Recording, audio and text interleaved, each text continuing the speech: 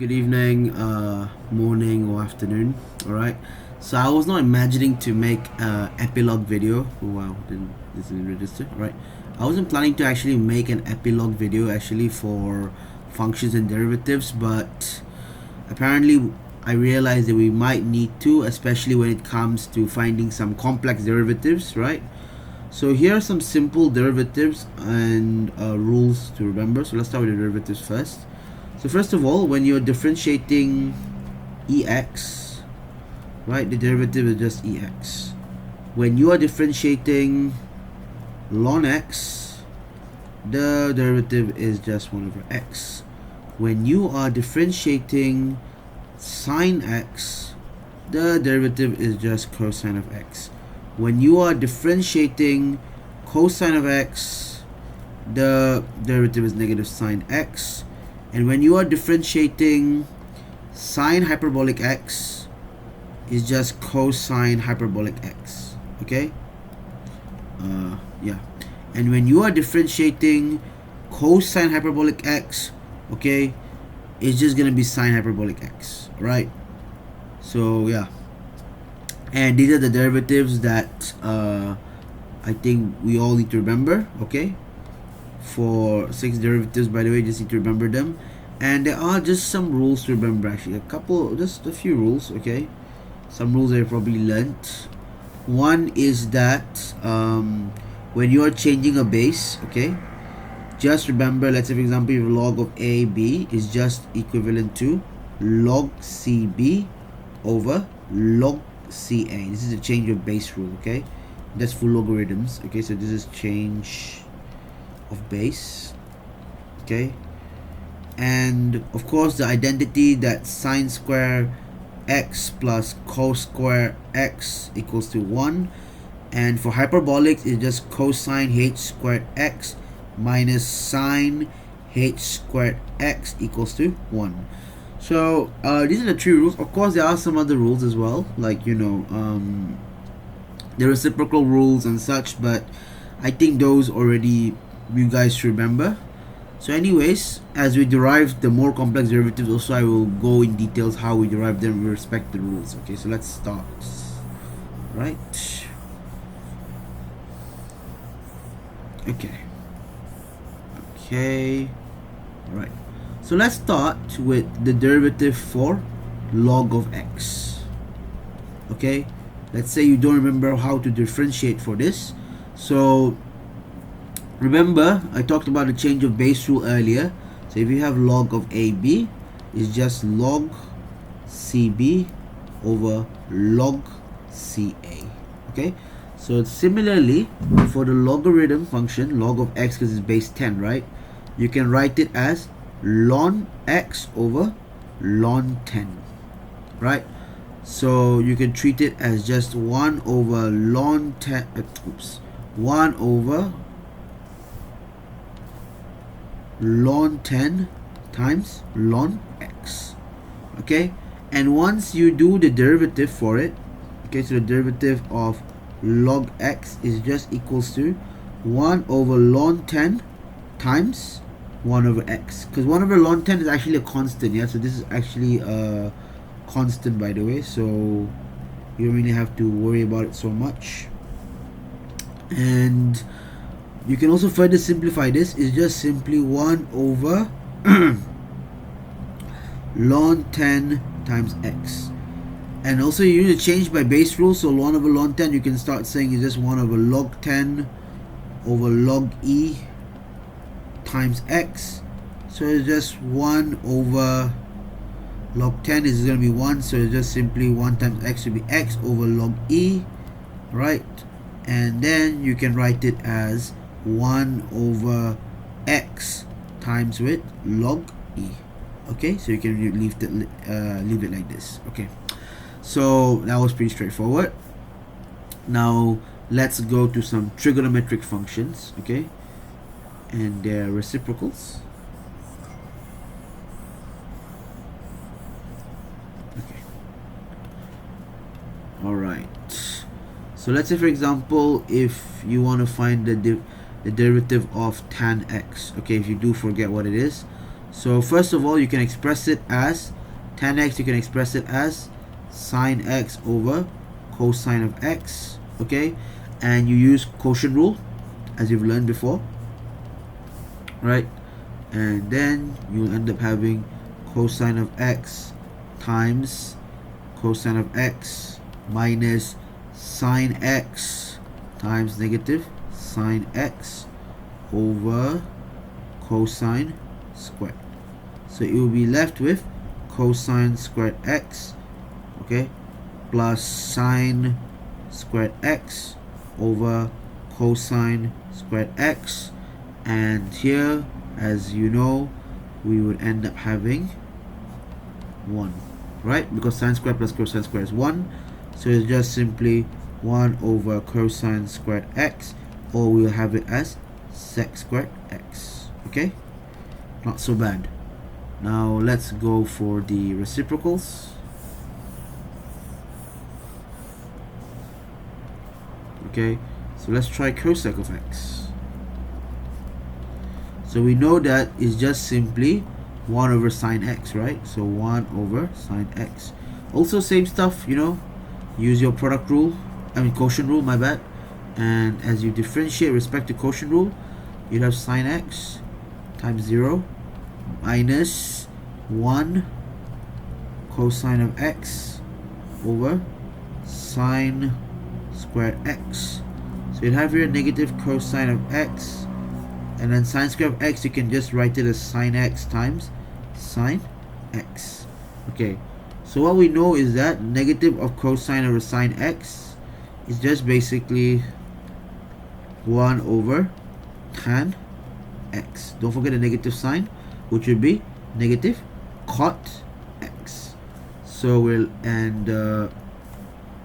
this one will obviously become 1 over sine x or cosec x. So this means that you'll end up having negative cosec x multiplied with cot x, okay? So that's the derivative for cosec x, alright? So now let's go for another one. Okay, let's go for cot x. Okay, let's say you're going to derive for cot x, for instance. So it's just d dx is just, 1 over tan x, okay?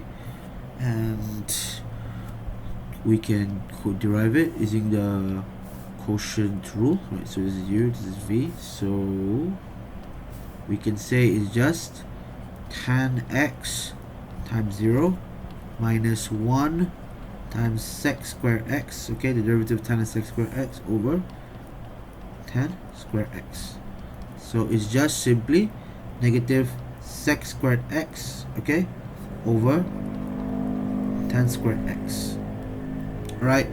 And if you also want to make it a bit different, let's of course convert it easier. So we'll end up having 1 over cosine squared x over sine squared x over cosine squared x. So you can see that we can just cut off the cosine, right? The cosine squared, obviously, right? You just become 1. So therefore we're left with what? We're left with negative 1 over sine squared x, which would just be cosec squared x. Okay, so that's how we derive it for the cot of x. Okay, now let's go for sec of x. Okay,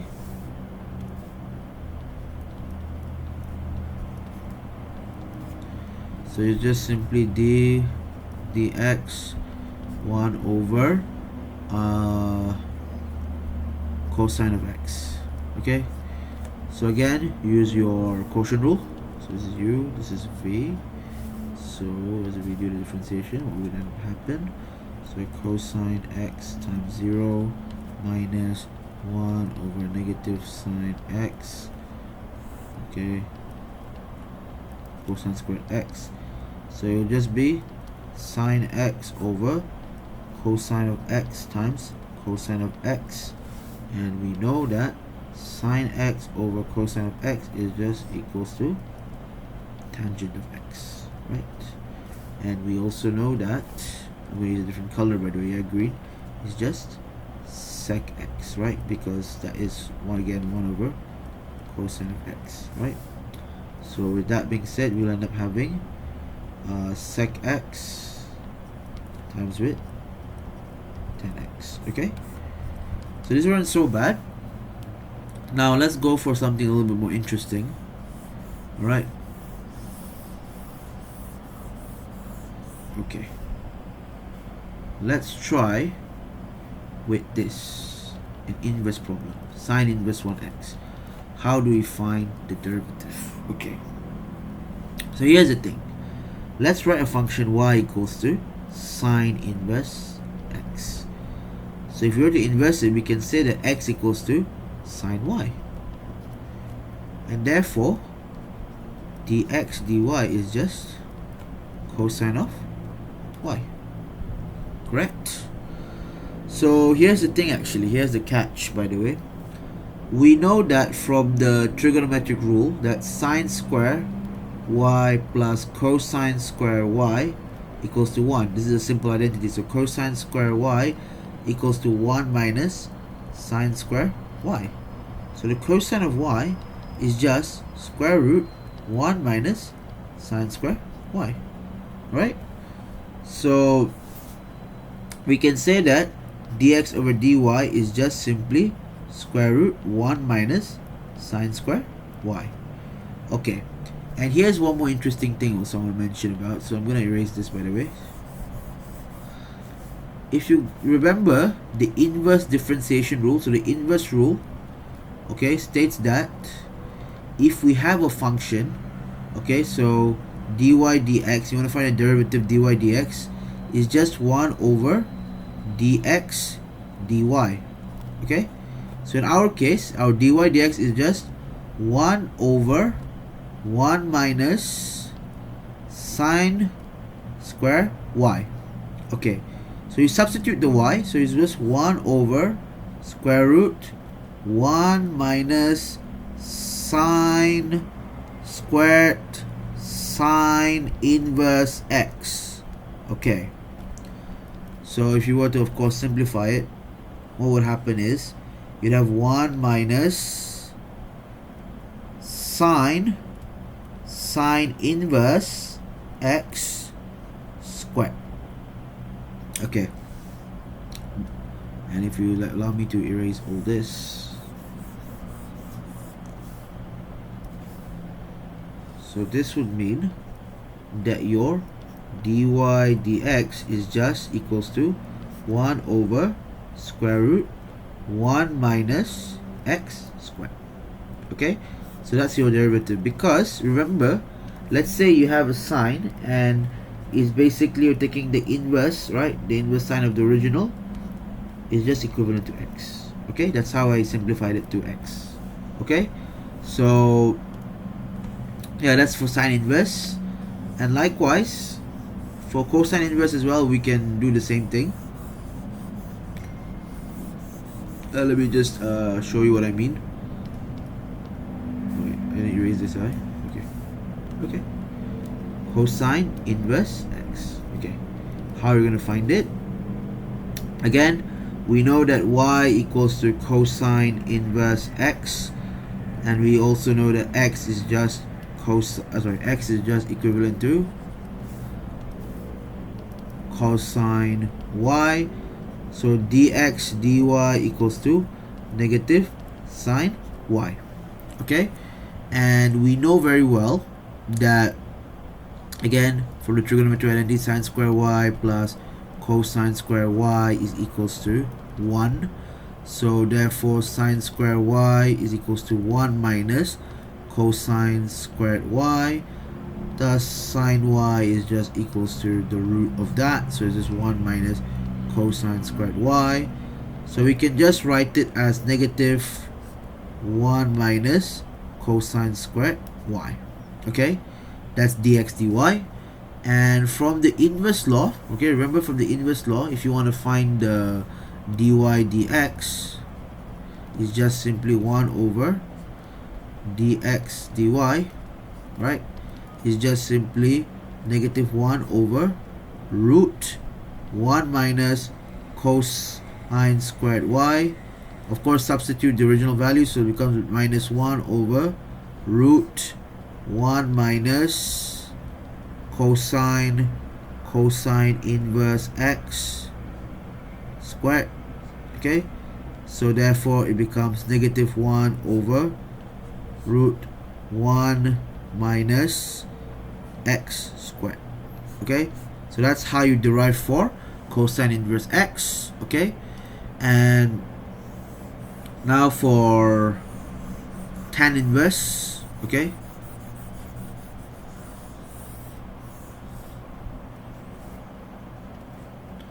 for tan inverse x, how we're going to do derivation again. So we know that y is equals to tan inverse x, and thus x is equals to tan y.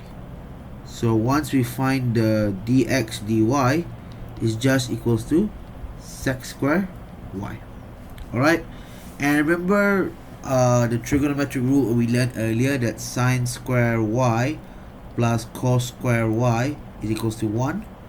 Now what if I divide that by cosine squared y for all sides?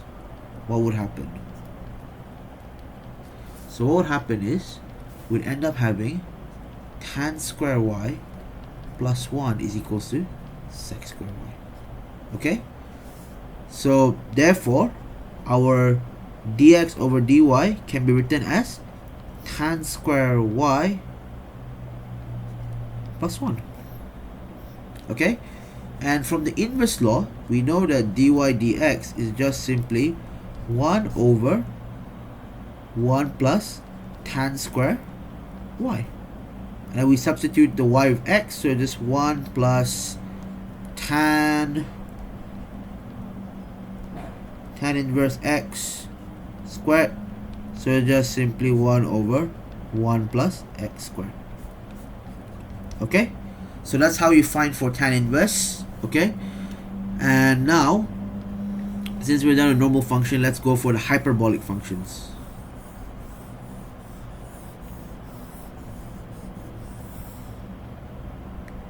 Okay, so let's try with tan hyperbolic. How do you find for tan hyperbolic? We can actually write it like this, so it just becomes d dx, okay, sine hyperbolic over cosine hyperbolic. Okay, and we can obviously use the quotient rule. Okay, this is our u, this is our v. So what happened is cosine hx, and you differentiate, becomes cosine hx minus sine hx times sine hx over cosine h squared x, so hyperbolic squared. Okay, so we end up having cosine squared hyperbolic x minus sine squared hyperbolic x, sine hyperbolic squared x over this cosine hyperbolic squared x. Okay, so for hyperbolic, it's a little bit different from the normal function. Okay, when you have like this, what it means to say is that we know that regularly sine squared x plus cosine squared x, okay, is equals to 1 for normal. But for hyperbolic, it's usually cosine hyperbolic squared minus 1, cosine hyperbolic x, right, squared minus sine hyperbolic squared x is equals to 1. So this is for hyperbolic itself. This is their identity, yeah. So you need to remember this part actually, by the way, it's a bit interesting. So there you're left with 1 over cosine hyperbolic squared x, which is left to sec hyperbolic squared. Okay, so this wasn't too bad. Now we go for the reciprocals of the hyperbolic functions.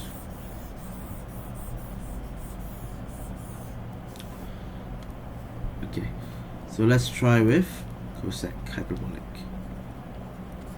Okay, cosine hyperbolic again is just simply 1 over sine hyperbolic. Okay, so use the product rule, quotient rule, my bad. So you end up having sine hyperbolic x minus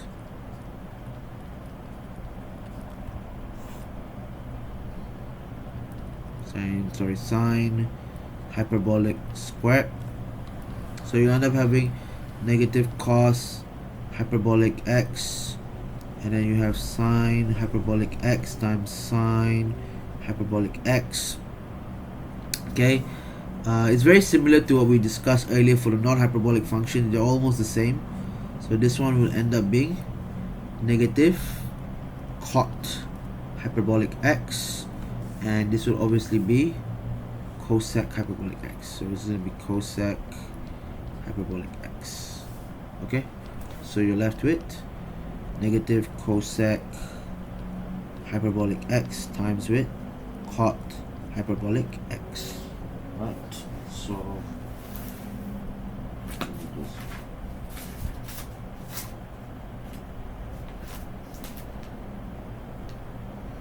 yep, so yeah, that's about it for cosec. Okay, and then for the hyperbolic functions for sec hyperbolic x, you can just simply write it as 1 over cosine hyperbolic x. Again, you use your quotient rule, so it's just v, so you end up having what? So this one is cosine hyperbolic x times 0 minus 1 sine hyperbolic x over cosine hyperbolic squared x. So you're left with negative sine hyperbolic x over cosine hyperbolic x times cosine hyperbolic x, and we know that this one would be negative tan hyperbolic x, and this one will be left as sec hyperbolic x. Okay, so with that being said, you'll end up having negative sec hyperbolic x times tan hyperbolic x. Okay, so this is for sec hyperbolic x if you find the derivative. Now let's go for cot hyperbolic x. So for cot hyperbolic x, again, is just simply 1 over tan hyperbolic x. If I'm not mistaken, you can also do it normally, but let's just say if you happen to forget, for example, what's tan hyperbolic x, you can also write it like this: cos hyperbolic x sine hyperbolic x. Okay, alright, and you just do product rule straight away. So this is u, this is v. So as you of course solve it, you have sine hyperbolic x times with sine hyperbolic x minus cos hyperbolic x times with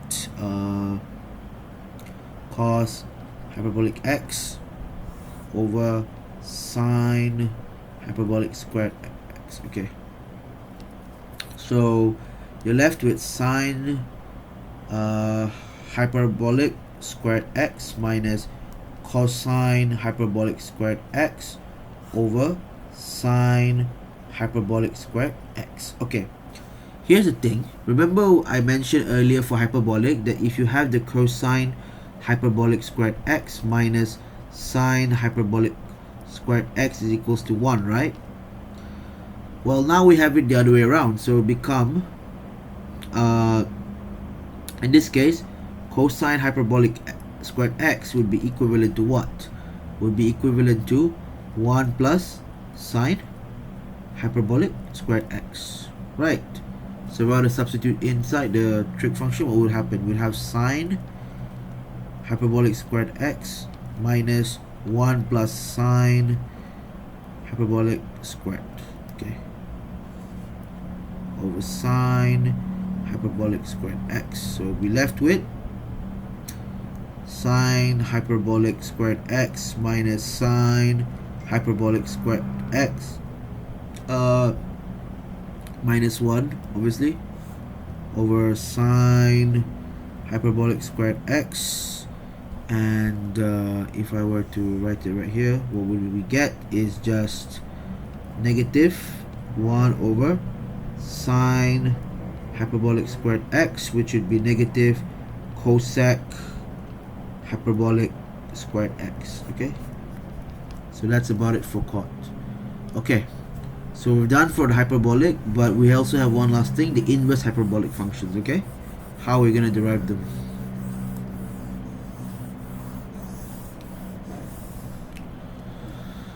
So for inverse, okay, so let's say for example we want to find the inverse sine hyperbolic x.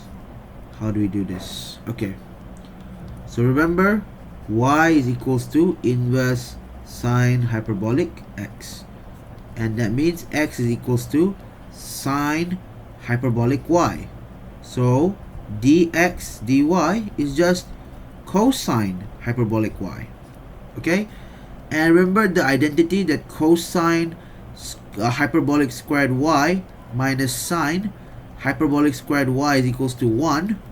So therefore cosine hyperbolic squared y is just equals to 1 plus sine hyperbolic squared y.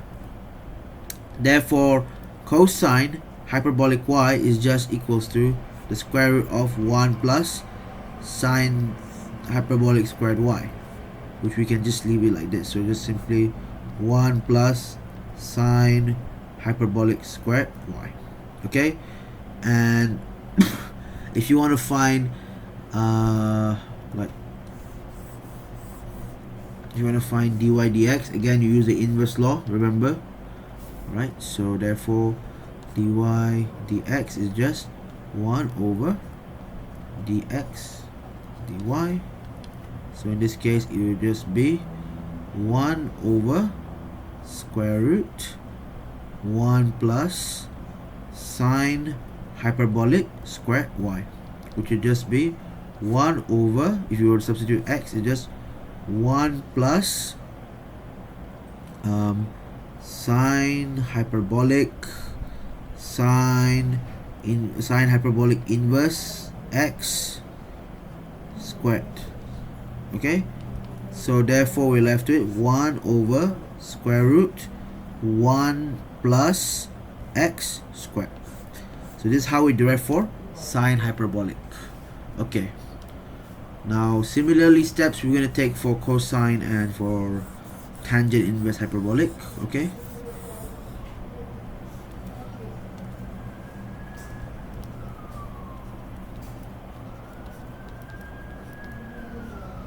okay, so remember, we just write it again, y equals to cosine hyperbolic 1x, and we can simply write the inverse, which is just x equals to cosine hyperbolic y. So therefore dx dy is just equals to sine hyperbolic y. Okay, so of course we know the rule, the cosine hyperbolic squared y minus sine hyperbolic squared y equals to 1. So therefore cosine hyperbolic squared y minus 1 equals to sine hyperbolic squared y. Therefore sine hyperbolic y is just equals to square root cosine hyperbolic squared y minus 1. Okay, so you can just rewrite it like this. So dx over dy equals to square root cosine hyperbolic squared y minus 1. Okay, so of course following the inverse law, we'll end up having dy dx is equals to 1 over square root cosine hyperbolic squared y minus 1. Again, we substitute the y for x, so we'll end up having 1 over square root, okay, here, so it'll be cosine hyperbolic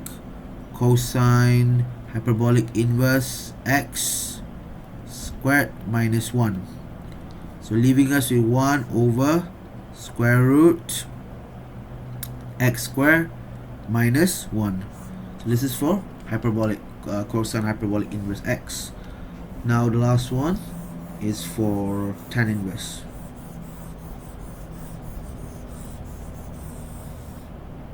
Okay. Tan hyperbolic inverse x. How are we going to find it? Again, y equals to tan hyperbolic inverse x. Now if we write it again in the inverse form, x equals to tan hyperbolic y, and of course dx dy would be equivalent to sec square or sec hyperbolic squared y.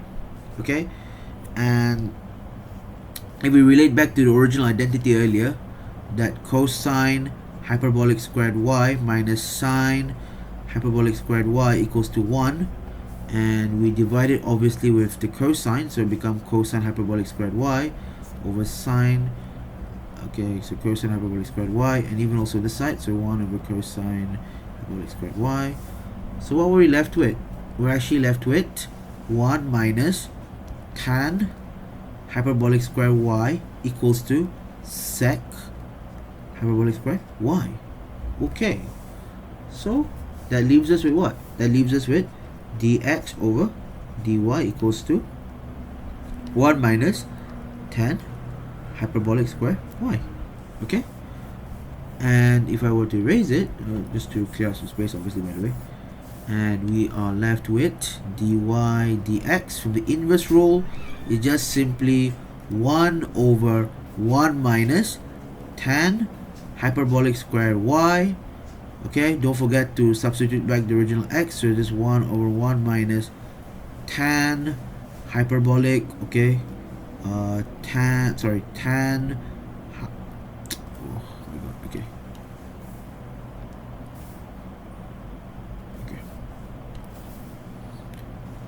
tan not inverse here, sorry, I wrote inverse twice actually. Tan hyperbolic inverse x and squared. Okay, so you have your 1 over 1 minus x squared.